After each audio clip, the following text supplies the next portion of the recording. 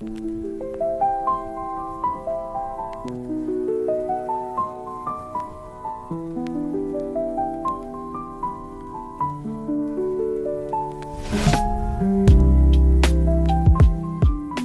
the door to mystery with one very short story. The micro-podcast filled with morally complex characters, twists you won't predict, and endings you won't forget. Every episode is a brief, intense journey, perfect for listeners who crave mystery, intrigue, and stories that leave you thinking long after the tale ends. Today's episode begins now.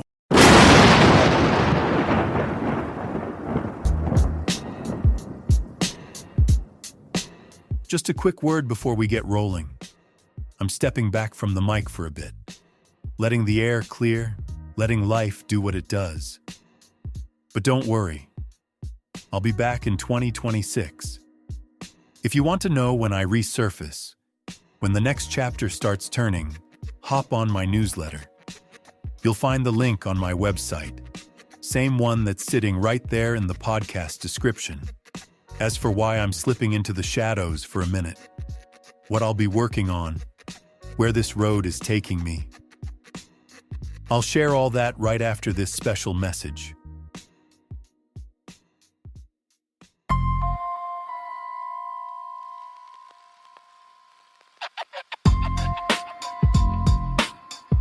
A man wakes in a sterile hotel room, his past scrubbed clean, his identity fractured. On his wrist, a barcode. In his hand, a letter written in his own handwriting, warning him not to investigate the echoes of a life he's forbidden to remember. His name is Silas, or maybe it isn't. Each assignment erases more of who he was. Each pill he swallows keeps him obedient. But when fragments of love, loss, and betrayal begin to surface, Silas discovers a truth more dangerous than any target he's ever been sent to kill. Someone wants his memory buried. Someone else wants it restored. And every hour he hesitates, he edges closer to becoming his own executioner. The Lethean by J.L. Stroud Jr. is a psychological thriller, laced with rain-slicked streets, haunting echoes of the past, and a protagonist who may be both assassin and victim, hunter and hunted. For readers who love the paranoia of Robert Ludlum, the atmosphere of Philip K. Dick, and the relentless pacing of Lee Child, this is a mystery that asks one impossible question. If you can't trust your own mind, who can you trust? Download the ebook, The Lethean, and other books by J.L. Stroud Jr. at jlstroudjr.com. Link in the podcast description. All right, I know some of you are wondering what's going on with me. So settle in, because I'm about to pull back the curtain on this strange little chapter of my so-called life. I'm calling this episode 90 Days, Give or Take Good Behavior. If my account suddenly goes dark for the next 90 days, I want to get ahead of the rumors. I don't want you thinking I ran off to find myself in Bali, or joined a silent monastery, or signed up for one of those men's wilderness retreats, where everyone cries into a pine tree. Nope. I'm just going to jail, county jail to be specific, the local one.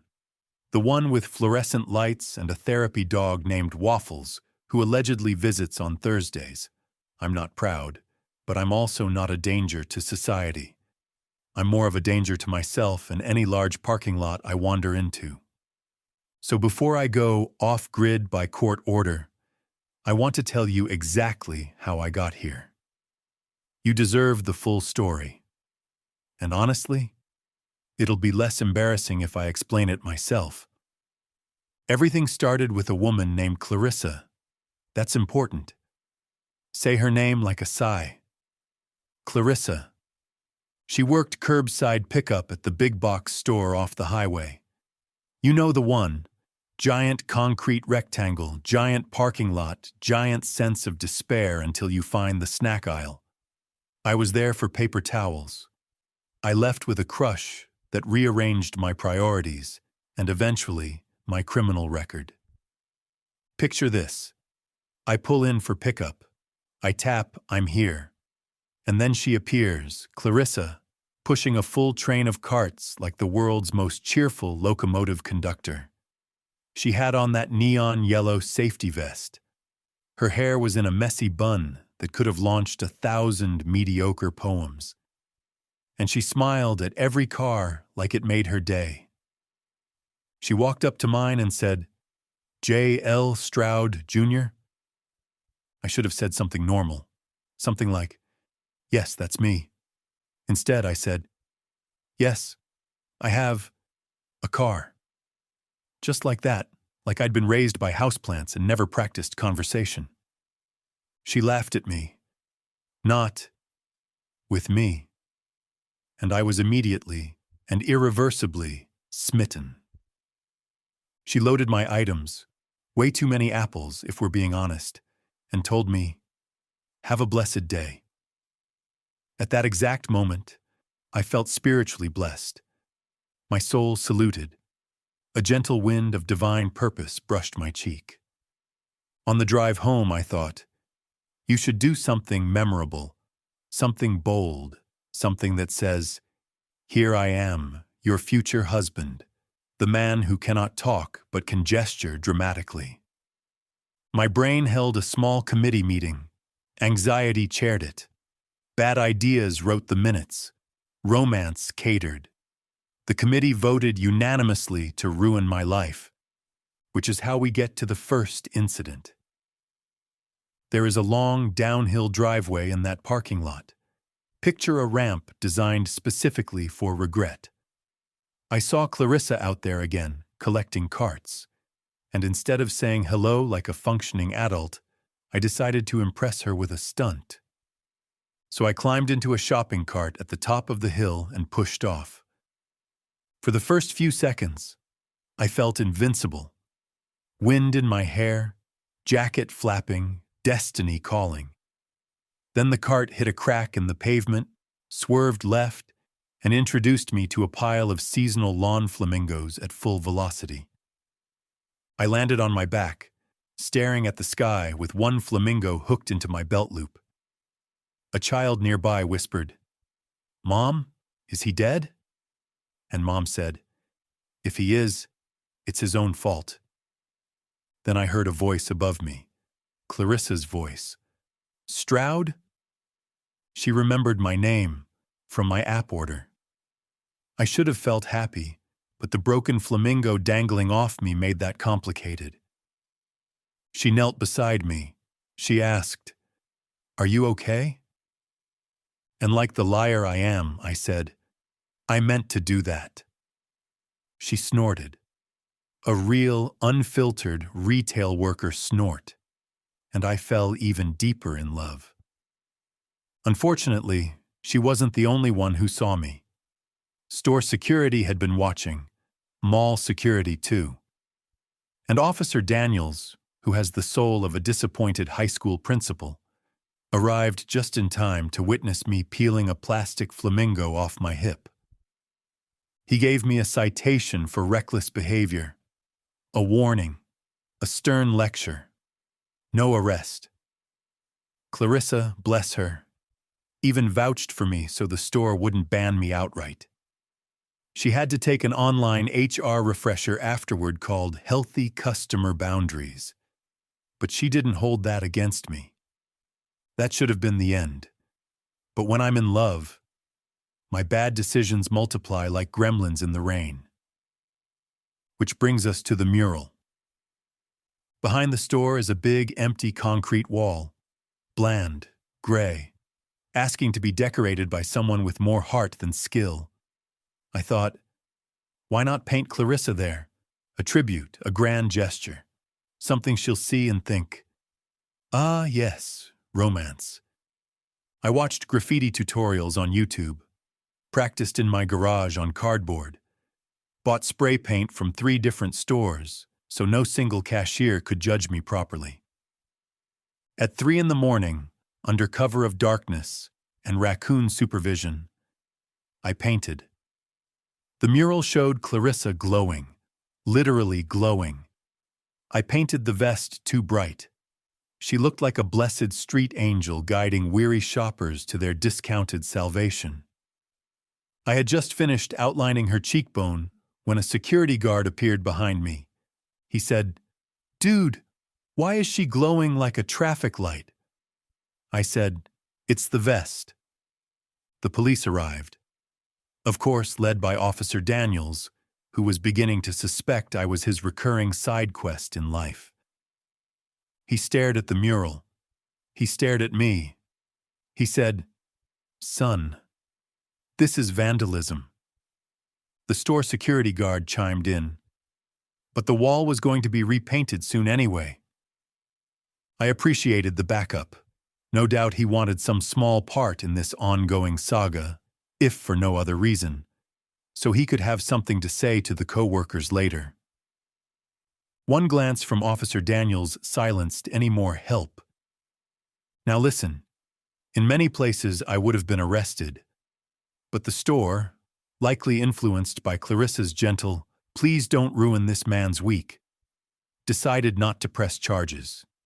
They just wanted the wall repainted, which was ironically scheduled for that same morning. So I got another citation. No arrest. Just humiliation and the strong suggestion to try therapy instead of spray paint. Clarissa saw the mural before they repainted it. She stood there with her trash picker, looked up at her giant glowing self, and laughed. Not mockingly, just charmed. She even took a picture, a whole photo. I saw it from my car, where I was hiding like the coward artist I am. Later, she sent me a message through the store's feedback app. "Nice artwork. Next time, maybe ask before painting my face on commercial property." Progress. Real progress. Which brings us to the moment I call the parking lot serenade. I made her a playlist, titled "Clarissa, Open Only If You're Her," and bought a Bluetooth speaker the size of a toddler. My plan, serenade her from the trunk of my car after her shift. Something sweet, dramatic, memorable. Around 10:15 that night, when the lot was quiet except for crickets and the hum of old lights, I pressed play. An 80s ballad filled the air, something with too much saxophone. I sang along, not well, but passionately. Clarissa exited the store in total shock. Her co-workers started filming immediately because retail people are trained to capture chaos. What I didn't expect was a neighbor in the apartments nearby to call the police because, and I quote, "Someone is wailing Whitesnake like a wounded animal." 2 police cars rolled up, then a third. And who stepped out? Officer Daniels. Because at this point, he and I were practically in a long-term committed relationship. He said, "Son, we are now 3 citations deep. Are you building a collection?" I said, "I'm expressing my feelings." He said, "You're disturbing the peace." I said, "I was aiming for her heart." He ignored that.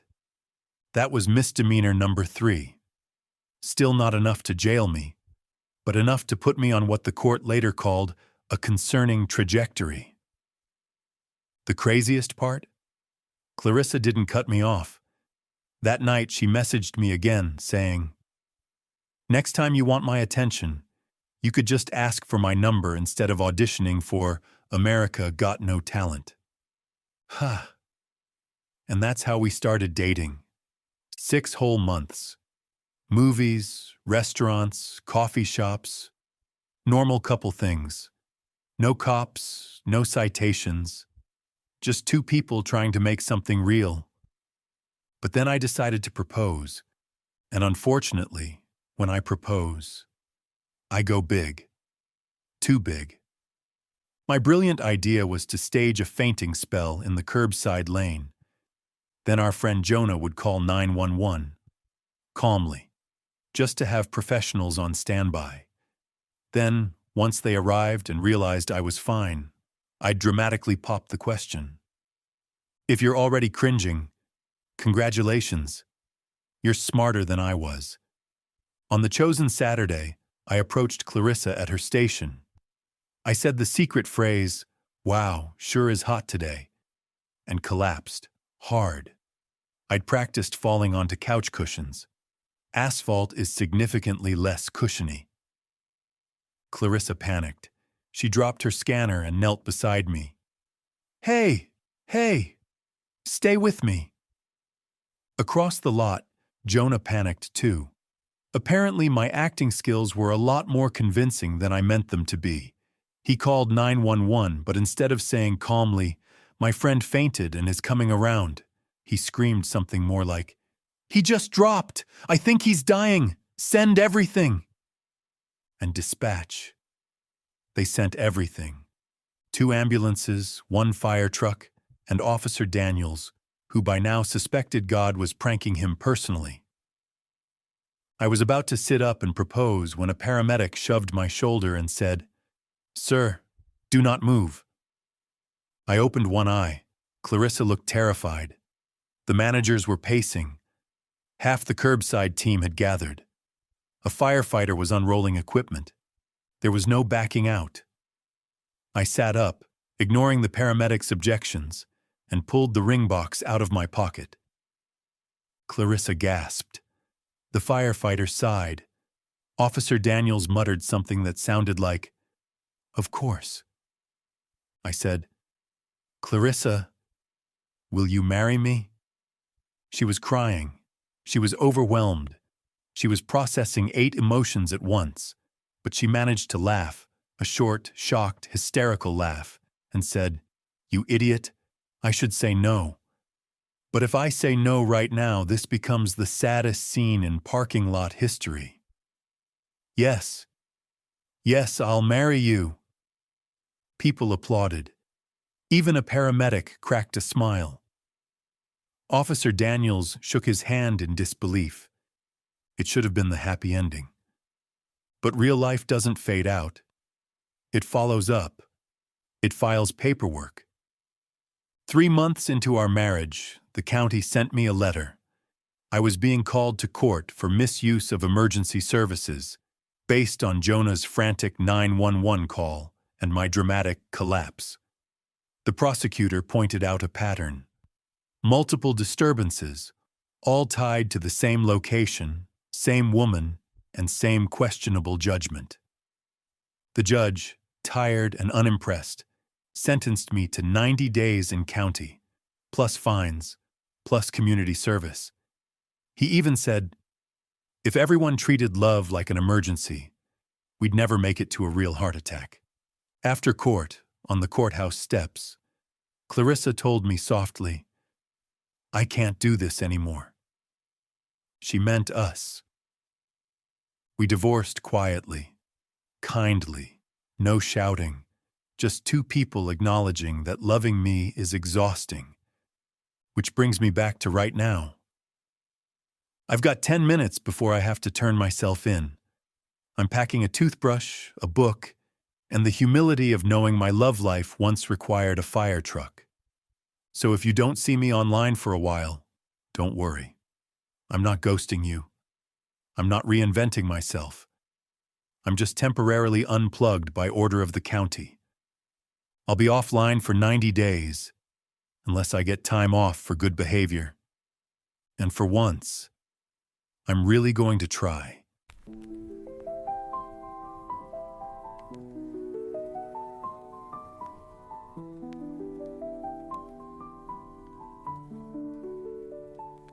Thanks for listening to One Very Short Story.